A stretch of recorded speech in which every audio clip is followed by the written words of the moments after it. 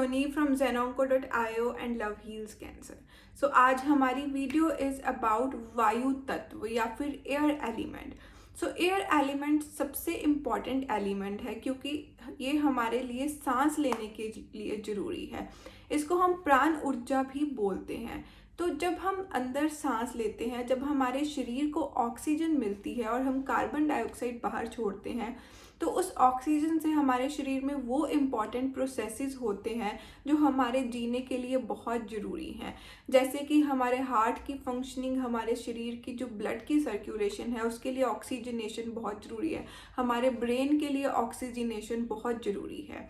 तो उसी तरह हमारे जो शरीर में जो हवा तत्व है, एयर एलिमेंट है, वो जो बैलेंस होगा तो हमें बहुत पॉजिटिव रिजल्ट्स मिलेंगे. और अगर ये इम्बैलेंस होगा हमें क्या क्या प्रॉब्लम्स आ सकती हैं. सबसे पहले जो एयर एलिमेंट है वो रिप्रेजेंट करता है हमारे हार्ट चक्रा को, जो कि ग्रीन कलर का हमारा हार्ट चक्र है. तो जब उसमें कोई ब्लॉकेज होती है, जब हम लाइफ में आगे नहीं बढ़ पाते, किसी को माफ़ नहीं कर पाते, हम किसी गिल्ट में रहते हैं, तो हमारा जो हार्ट चक्र है वो ब्लॉक्ड होता है, ये माना जाता है. तो जो हवा का जो प्रॉपर्टी है कि वो हमेशा कॉन्टिन्यूसली मोशन में रहती है, हमेशा फ्लो करती रहती है. उसी तरह हम लाइफ में फ्लो नहीं कर पाते जब हम किसी एक चीज़ के ऊपर अटक जाते हैं. सेकेंड इस हवा की प्रॉपर्टी है ग्रोथ, क्योंकि जब हम पेड़ पौधे देखते हैं हरे रंग के आसपास अपने, तो वो इतने से इतने बड़े पेड़ में जब ग्रो करते हैं हवा की प्रेजेंस में, वैसे ही हमारी लाइफ में भी ग्रोथ के लिए हमारा जो ये वायु तत्व है उसका बैलेंस होना बहुत ज़रूरी है. तो इसके अलावा जब हम हरी सब्जियां खाते हैं तो भी हमारा जो वायु तत्व है वो और स्ट्रांग होता है. और ये हमारे सोशल कनेक्शंस के लिए बहुत ज़रूरी है. हमारा लोगों के साथ बातचीत में व्यवहार कैसा है, हमारे कनेक्शंस कैसे हैं, हम कितना लाइफ में ग्रो करेंगे, हम कितना लोगों से मिल रहे हैं, वो भी हमारे एयर एलिमेंट पे डिपेंड करता है. तो जो एयर की जो प्रॉपर्टी है वो किसी भी सिचुएशन में खुद को ढाल लेती है, फ्लेक्सिबल हो जाती है. जैसे कि ग्रास जब भी कोई फ्लड वगैरह भी आता है तो जो ग्रास है उसकी प्रॉपर्टी है कि वो हमेशा अपनी आपको उसी सिचुएशन में ढाल लेती है. वैसे ही जो एयर एलिमेंट जिसका बैलेंस्ड होगा वो भी अपने आप को किसी भी सिचुएशन में ढाल सकता है. इसलिए हमारा जो एयर एलिमेंट है वो हम जब प्राणायाम करेंगे, ब्रीथिंग एक्सरसाइज करेंगे, खुली जगह पर सांस लेंगे, ग्रीनरी में जाएंगे, तो जो हमारा एयर एलिमेंट है वो बैलेंस्ड होगा.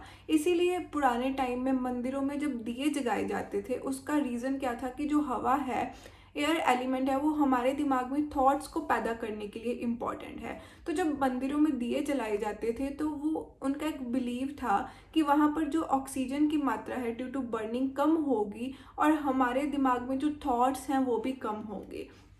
तो इसलिए हमारे संकल्प भी हवा से रिलेटेड हैं.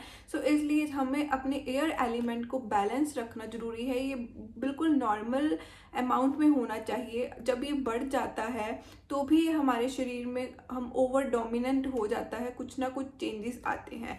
तो हमारे जो फर्स्ट फिंगर है वो डिनोट करती है हमारा वायु तत्व. तो हम ये वाली मुद्रा कर सकते हैं टू डिक्रीज जॉइंट पेन्स के लिए, अपनी हड्डियों के लिए, इससे कि जो वायु का बैलेंस है बॉडी में अगर तेज हो जाए तो वो कम होता है.